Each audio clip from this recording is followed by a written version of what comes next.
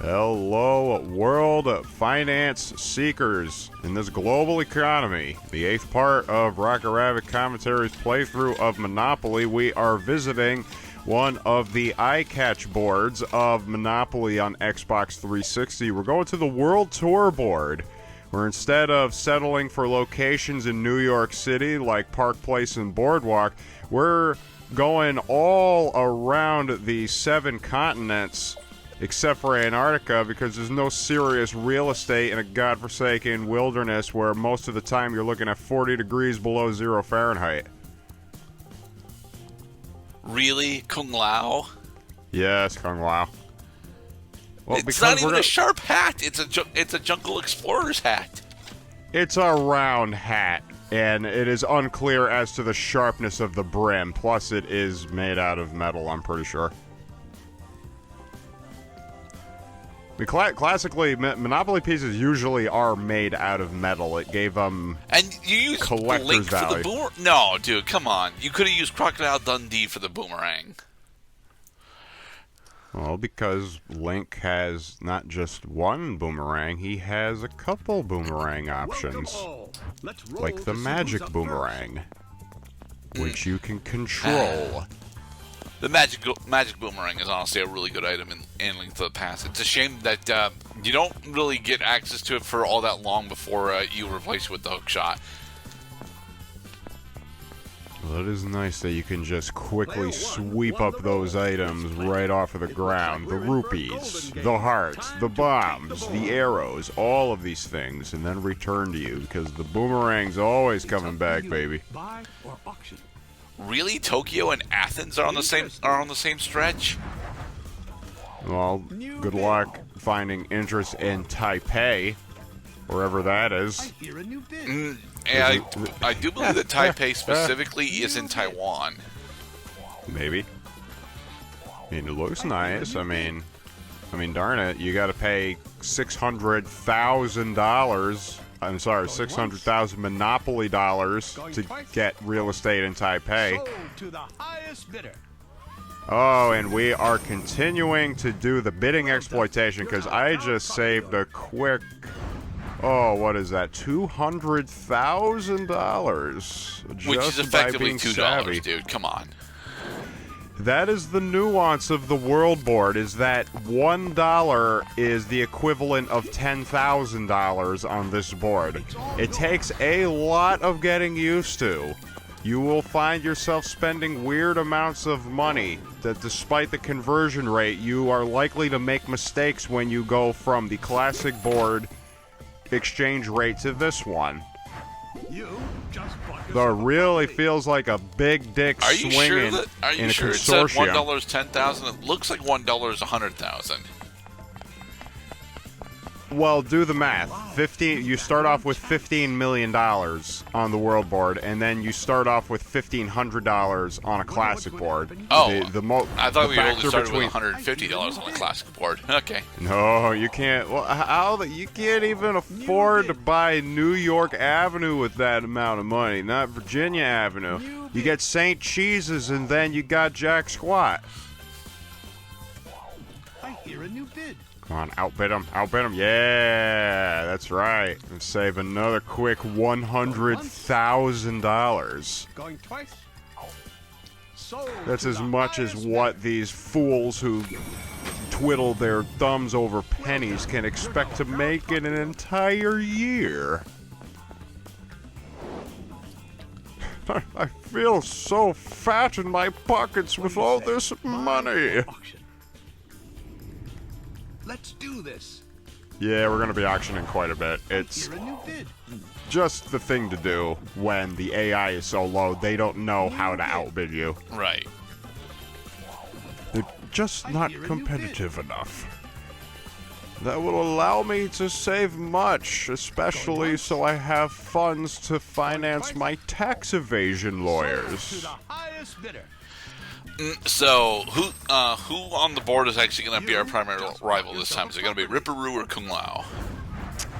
Oh, Ripperoo has a property which is more valuable than Kung Lao's property. may have to engage in Monopoly Mortal Kombat in order to settle once and for all. Who do you think would will actually be- win that round of Mortal Kombat? Between myself and Kung Lao, No, or between Kung Lao and Ripperoo. Now I'm thinking of a battle scenario when the two would actually be in a 2D plane fighting each other, each with health bars, with Ripperoo just idly jumping up and down like a madman. Hey, he does more than that in Crash 2. Ripperoo would be a monster in close range combat, where Kung Lao is more specialized in long range because he could throw his hat at people like Oddjob from the James Bond series.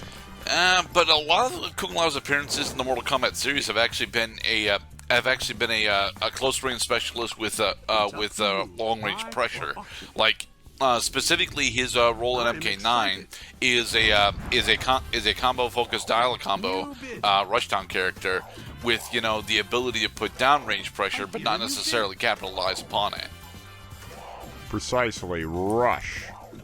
That speed is king in fighting games, and Ripperoo would likely be on the slow side because he's a heftier build. Although he'd be on the relatively slower character, he'd actually have relatively good movement due to his high jump and the ability to safely land by putting out traps everywhere.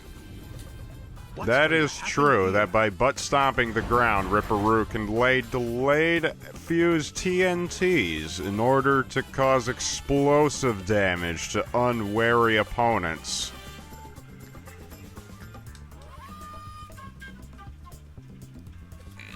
So we're trying Kung to Lao, trade. I have a deal for you, because I know how stupid you are. Remember that the function of trading when playing in a computer scenario is you want to stop your opponents from completing their color groups. Right. So you're attempting to get Barcelona from him?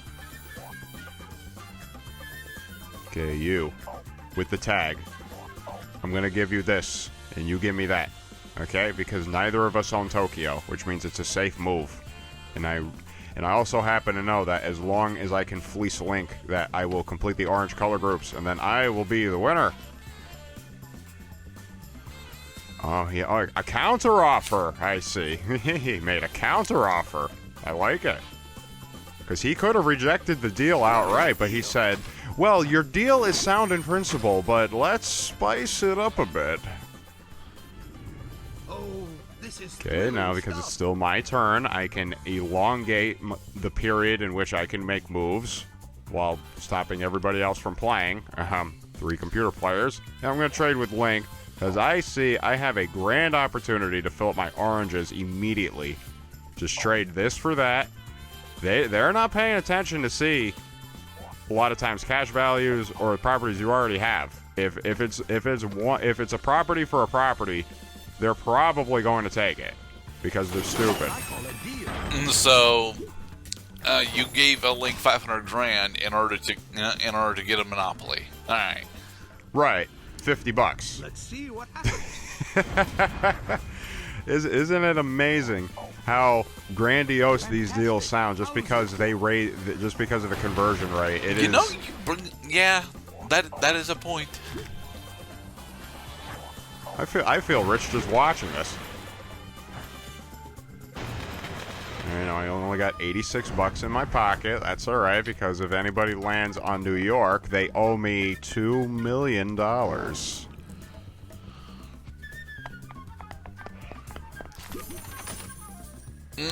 Did jail move, didn't it? No. Jail is still there. Okay, we made more progress than I thought we did. Okay.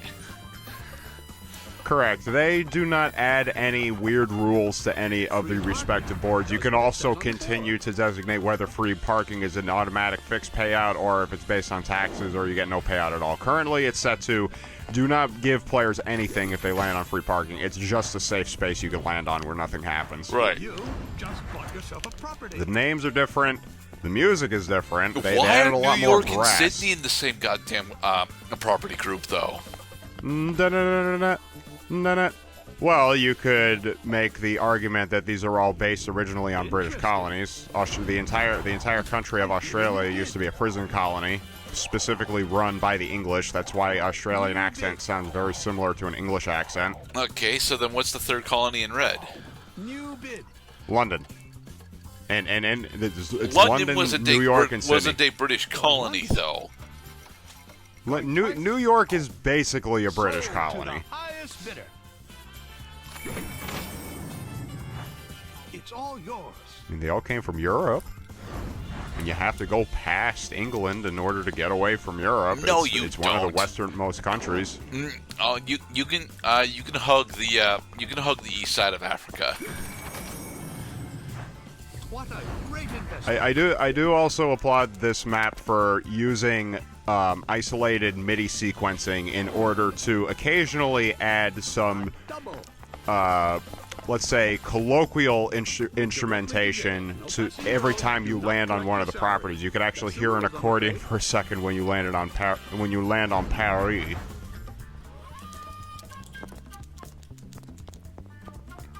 So if you keep your ears open, everybody, you'll get a little taste of some world instrumentation. Meanwhile, 2 consecutive players have landed in a jail on the same rotation.